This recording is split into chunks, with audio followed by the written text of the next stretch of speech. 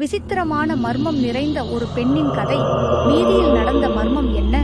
கஸ்தூரி என்னும் ஒரு பொண்ணு தனது கொலாஜ் படிப்புக்காக தனது கிராமத்தில் இருந்து 50 மைல் தூரம் சென்று படித்து வருகிறாள். அவள் காலேஜுக்கு காலையில் 6:30 மணி பஸ்ஸில் செல்லுவாள்.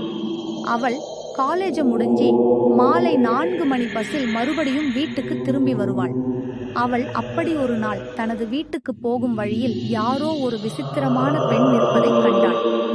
கஸ்தூரி அந்த பெண்ணுக்கு அருகில் போக போக சூரியன் வழக்கத்துக்கு மாறாக மிகவும் வேகமாக மறைவதை உணர்ந்தாள் கஸ்தூரி. கஸ்தூரி பின்னால் திரும்பி பார்த்தாள். அவளின் கிராமத்தின் பாதை காணாமல் போனது. பயத்துடன் கஸ்தூரி தனது வீட்டை நோக்கி நடந்தாள். அந்த விசித்திரமான பெண் கஸ்தூரியின் கையை பிடித்தாள். கஸ்தூரி மாயமாக மறைந்தாள். கஸ்தூரியின் குடும்பத்தினர், உறவினர்கள் தேடி பார்த்தும் கஸ்தூரியை காணவில்லை.